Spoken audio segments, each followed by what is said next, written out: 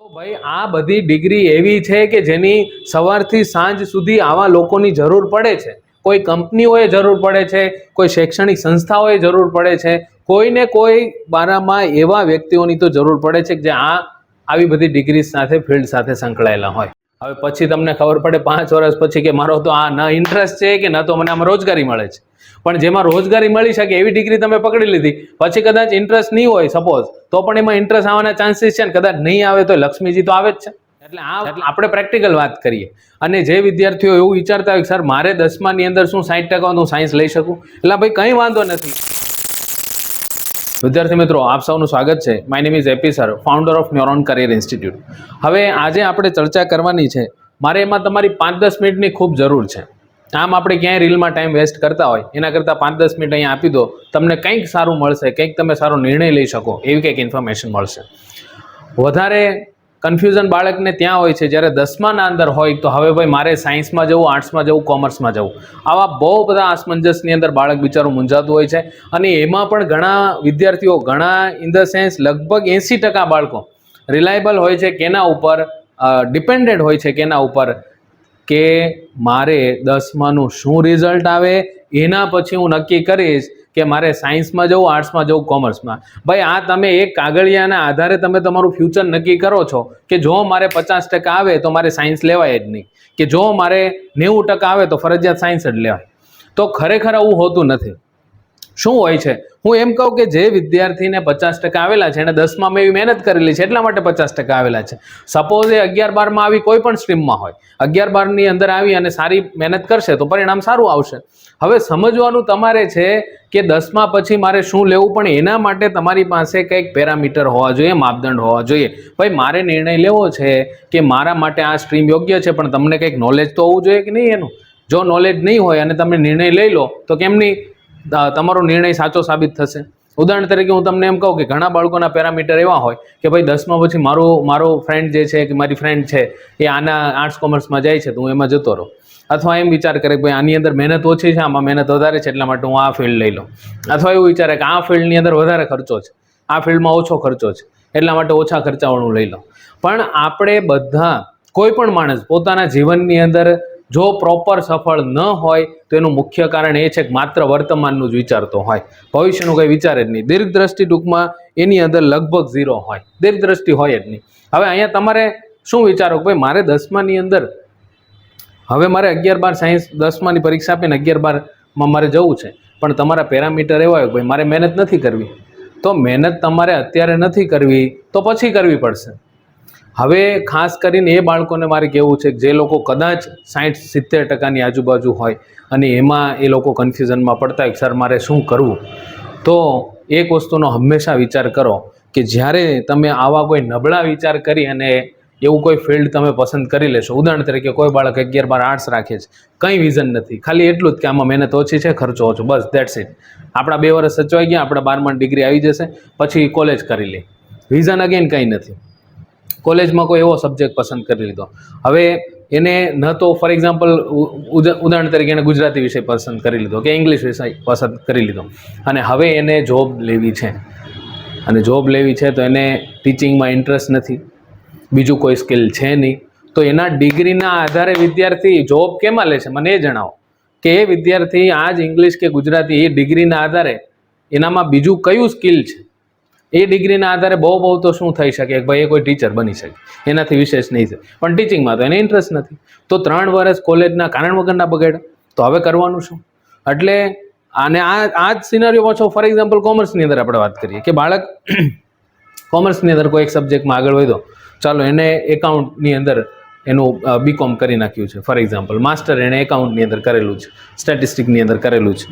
હવે અગેઇન આ સબ્જેક્ટ સાથે એને ઉદાહરણ તરીકે કોઈ ફિલ્ડમાં એને આગળ વધવું છે, પણ પછી એને રિયલાઇઝ થાય છે કે ભાઈ મારે તો આની અંદર મને ઇન્ટરેસ્ટ છે નહીં અને એમાં રોજગારીના ચાન્સીસ પણ નથી, અને જ્યાં છે ત્યાં કોમ્પિટિશન એટલું છે. હવે હું તમને એક ઉદાહરણ આપું.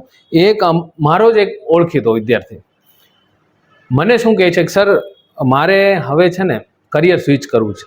કરિયર સ્વિચ કરવું in the sense, for example એ બાળકે 10મા ધોરણ પછી કોમર્સ કર્યું, કોમર્સ પછી એ બાળકે 3 વર્ષ કોલેજ કરી અને કોલેજ કર્યા પછી હવે વિદ્યાર્થી કહે સર મારે પાયલટ બનવું છે, તો પાયલટ બનવું હોય તો મારે શું કરવું જોઈએ? તો વિચાર કરો, એને એ બી ખબર છે કે મારે શું કરવું જોઈએ. એને ખબર છે કે 11-12 સાયન્સમાં PCM હોવું જોઈએ, ફિઝિક્સ કેમેસ્ટ્રી મેથ્સ, પણ સાયન્સ તો હતું જ નહીં. શા માટે એણે એવું વિચાર કર્યો કે ભાઈ એને જે તે ડિગ્રીમાં એને એટલું એમ્પ્લોયમેન્ટ દેખાણું નહીં, એટલે એને એટલી સેલેરી એમાં દેખાણી નહીં, એટલે કીધું કે હવે મારે આ કરવું છે. પણ 10મા પછીના 5 વર્ષ પછી એ વિચાર આવે છે કે મારે હવે આ કરવું જોઈતું. વિચાર કરો આ કેટલું મોડું થઈ જાય. એટલે અહીંયા તમારે એ વિચાર કરવાનો છે કે હું 10મા ધોરણ પછી કોઈ પણ ફિલ્ડમાં જાઉં તો પહેલાં મારું પેરામીટર હોવું જોઈએ કે ફિલ્ડ મને કેટલી રોજગારી આપી શકે છે. હેલો, આ તમારું મેઇન પેરામીટર હોવું જોઈએ. તમે એમ કહેશો શું વાત કરો સર, હવે એવું કંઈ થોડું હોય, અમારો ઇન્ટરેસ્ટ કેમાં છે એ અમારે જોવાનું. અરે ભાઈ, તમારો ઇન્ટરેસ્ટ જોવાનો, એમાં કોઈ શંકાને સ્થાન નથી. એને સેકન્ડ પાયદાન ઉપર રાખો. આ કદાચ તમને કોઈ નહીં કહેશે લેટ્સ બી અ પ્રેક્ટિકલ, આપણે પ્રેક્ટિકલ વાત જ કરવી પડે. કેમ કે કોઈ પણ ફિલ્ડમાં જાઓ, જો ત્યાં રોજગારી સારી હોય તો જ તમે કદાચ એમાં ઇન્ટરેસ્ટ કેળવી પણ શકશો. ભાઈ લક્ષ્મી આવતી હોય, સમજો તમે જે તે ફિલ્ડમાં કામ કરો એટલે એમાં આપોઆપ ઇન્ટરેસ્ટ આવી જાય, એમાં કોઈ બે શંકાને સ્થાન નથી.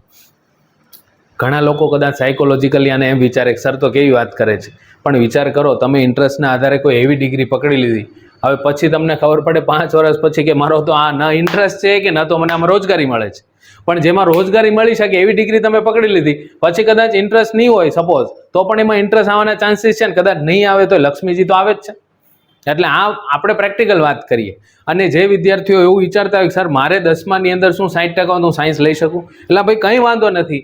હું એમ કહું છું કે તમે સાયન્સ કર્યા પછી, જો અત્યારે આપણે એમાં ચર્ચા નથી કરવી કેમ કે એનો એક અલગ હું વિડીયો બનાવીશ, જેમાં મારે તમારી કદાચ 50 મિનિટ કે 1 કલાક જોશે, એનો આપણે અલગ વિડીયો બનાવશું કે પ્રોપર આપણે વાત કરીએ કે સર 11-12 સાયન્સ પછી કયા ફિલ્ડ છે, એમાં કેટલું એમ્પ્લોયમેન્ટ છે, એ બધી વસ્તુ. પછી ભાઈ 11-12 આર્ટ્સ કોમર્સ પછી કયા ફિલ્ડ છે, એમાં કયો એમ્પ્લોયમેન્ટ છે, એમાં થોડી માહિતી તમને છે પણ, અને કદાચ એમાં અઢળક કિતાબો પણ મળી જશે. પણ મારે અત્યારે ઇન જનરલ વાત કરવી, જનરલ ઇન્ટરેસ્ટની વાત કરવી છે કે જે તમને હેલ્પફુલ થઈ શકે. હવે જે વિદ્યાર્થી વિચાર કરો એમ વિચારે કે સર મારે હવે મેં આર્ટ્સ કોમર્સ લઈ લીધું પણ પછી એનો કોઈ ખાસ વિશેષ સ્કોપ નથી, એનું મુખ્ય કારણ એ છે કે એમાં બાળક પછી એવા સબ્જેક્ટ પસંદ કરી લે છે કે જેનું લગભગ માર્કેટમાં કંઈ કામ હોતું નથી, અને કદાચ માર્કેટમાં કામ પણ હોય તો એમાં લોકો એટલા બધા છે. પણ હું એમ કહું કે જે બાળક સાયન્સમાં ખાલી પાસ હોય અને સપોઝ એ BSc પણ કરી લે, એ પછી કદાચ DMLTનો કોર્સ પણ, લેબોરેટરીનો કોર્સ કરી લે, BSc કરી, કદાચ ઓડિયોલોજી કરી લે, નેચરોપેથી કરી લે, એન્જિનિયરિંગનો કોઈ કોર્સ કરી લે, ઓટોમોબાઈલની અંદર જતો રહે કે પછી કેમિકલ એન્જિનિયરની અંદર જતો રહે, તો ભાઈ આ બધી ડિગ્રી એવી છે કે જેની સવારથી સાંજ સુધી આવા લોકોની જરૂર પડે છે. કોઈ કંપનીઓએ જરૂર પડે છે, કોઈ શૈક્ષણિક સંસ્થાઓએ જરૂર પડે છે, કોઈને કોઈ બારામાં એવા વ્યક્તિઓની તો જરૂર પડે છે કે જે આવી બધી ડિગ્રી સાથે ફિલ્ડ સાથે સંકળાયેલા હોય. હું તમને એમ કહું, ઉદાહરણ તરીકે કોઈ બાળક માઇક્રોબાયોલોજી કરેલું છે ફોર એક્ઝામ્પલ, BSc MSc, તો પાણી બનાવવાની કંપનીને પણ એ લોકોની જરૂર પડે, બાયોટેકનોલોજી વાળાની જરૂર પડે. પાણી બનાવવાની કંપની જે છે એણે MSc માઇક્રોબાયોલોજી અથવા MSc બાયોટેકનોલોજી વાળાનું એક સર્ટિફિકેટ ત્યાં ચોંટાડવું પડે કે આ વ્યક્તિ અમારી સાથે સંકળાયેલો છે. હવે તમે ત્યાં જાઓ કે ન જાઓ એ અલગ વસ્તુ છે, પણ જરૂર પડે છે. આ એક હું તમને સાવ સાદું દ્રષ્ટાંત આપું છું. તો આવા તો ઢેરો દ્રષ્ટાંત આપણને મળી રહેશે, અને એટલા જ માટે હું એમ કહું છું કે તમારે જો કન્ફ્યુઝન હોય, તમે કન્ફ્યુઝ હોય કે સર મારે સાયન્સમાં જો આર્ટ્સ કોમર્સમાં કન્ફ્યુઝન વાળા એ તો કંઈ વિચારવાનું જ નથી, સીધું સાયન્સમાં જતું રહેવાય. પણ જેને એવું છે કે નહીં સર મારે સપોઝ આર્ટ્સમાં આગળ વધવું છે, મને એમાં ફૂલ ઇન્ટરેસ્ટ છે, મને સાયકોલોજિસ્ટ બનવું છે, સાયકોલોજિસ્ટ કરતાં સાયકેસ્ટ્રિક બનાય. હા, હું તો સાયકેસ્ટ્રિક જે MBBS પછી 3-4 વર્ષ દેવા પડે, જ્યારે સાયકોલોજી છે તમે BA MA કર્યા પછી કરી શકો. સાયકોલોજીસ્ટ દવા નહીં આપી શકે, સાયકેસ્ટ્રિક દવા આપી શકે, પણ છતાં કોઈને એવું છે કોઈ મારે સાયકોલોજીસ્ટ બનવું, તો આર્ટ્સમાં જ જાઓ. તમને એમાં દેખાતું કે નહીં મને આમાં એમ્પ્લોયમેન્ટ મળી જશે તો જાઓ, મને કોઈ વાંધો નથી. પણ મારે અત્યારે તમને સાચી સલાહ એ દેવી છે કે દુનિયા ભાઈ આગળ વધી રહી છે, અને આમાં પ્રેક્ટિકલ માણસો, પ્રેક્ટિકલ ટેકનિકલ નોલેજ જેની પાસે છે એ જ વ્યક્તિ આગળ વધશે, ખાલી વાતો કરવાથી નહીં. તમે વિચાર કરો, નો ડાઉટ આપણે વાત કરી, સપોઝ તમે એક સારા વિચારક હોય, સારી કિતાબો લખો, પણ એમાં તમે વિચાર કરો કે લાખોમાંથી કેટલા સફળ થાય છે, કેટલું સેલિંગ થાય છે, કેટલા પ્રવક્તાઓ છે ગુજરાતની અંદર કે જેને તમે ઓળખો છો સપોઝ. પણ જ્યારે તમે સાયન્સની અંદર કોઈ એક ડિગ્રી લઈને તમે આગળ વધશો તો વિચાર કરો કે એમાં તમારું એમ્પ્લોયમેન્ટ ફાઇનલ છે. કદાચ તમને શરૂઆતના વર્ષોમાં ઓછો પે સ્કેલ મળે, પણ પે સ્કેલ મળશે એ ફાઇનલ વાત છે. એટલે આ બાબતોને આપણે ધ્યાનથી લઈએ. અને બીજી વસ્તુ એ કે સર સાયન્સની અંદર ખર્ચો બહુ છે. ભાઈ ખર્ચો તો ફોર એક્ઝામ્પલ તમે 11-12 સાયન્સમાં જાઓ તો કદાચ તમારે સ્કૂલ ટ્યુશન સાથે 1,00,000-1.5 લાખનો ખર્ચો થયો, ચાલો. પણ આ 1,00,000-1.5 લાખનો ખર્ચો કર્યા પછી સપોઝ તમારું થોડુંક સારું રિઝલ્ટ આવે છે, ગવર્મેન્ટમાં મળી જાય છે, તો મફતમાં તમારી કોલેજ થઈ જશે. પછી ડિપેન્ડ કરે છે તમે કયો કોર્સ લો. એમાં અલગથી હવે તમે મને જરા રિસ્પોન્સ વ્યવસ્થિત આપશો તો પછી એમાં આપણે અલગથી એક વ્યવસ્થિત ડિટેલમાં વિડીયો બનાવશું.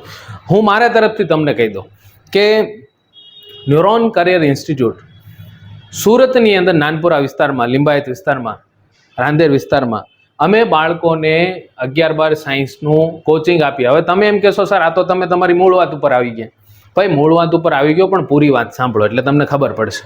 મૂળ વાત એ છે અને પૂરી વાત એ છે કે નોર્મલી સાયન્સ તમને કીધું ને કે સર ખર્ચાળ બહુ હોય છે, તો 1,00,000, 1.5 લાખ રૂપિયા એક વર્ષની ફી હોય છે. એટલે 2 વર્ષ બાળક કોચિંગમાં જાય તો 3 લાખ રૂપિયા ફીસ થાય. સારું પ્રોપર કોચિંગ મેળવવું હોય તો જી નીટની એક્ઝામ સાથેનું, બોર્ડની ગુજકેટની એક્ઝામ સાથેનું, તો આની એટલી ફીસ હોય. પણ આ વખતે ન્યુરોન કરિયર ઇન્સ્ટિટ્યૂટ 60 બાળકોને લેવાનું છે. આ 60 બાળકોને અમે દરેક બાળકને 30,000 રૂપિયાની સ્કોલરશિપ આપશું. 18 લાખ રૂપિયાનું બજેટ અમે રાખેલું છે. એટલે દરેક બાળકને અમે આટલી સ્કોલરશિપ આપશું. અને એમણે અમારી વાર્ષિક 75,000 ફીસમાંથી માત્ર 45,000 રૂપિયા ફીસ ભરવાની છે. અને સ્ટેશનરી પણ અમે બાળકને આ જ ફીસની અંદર આપી દેશું. નોર્મલી સ્ટેશનરીનો ચાર્જ જે છે તે 5-5, 7-7, 10-10,000 રૂપિયાનો થતો હોય છે બધી આપણે બુકો લેવા જઈએ તો.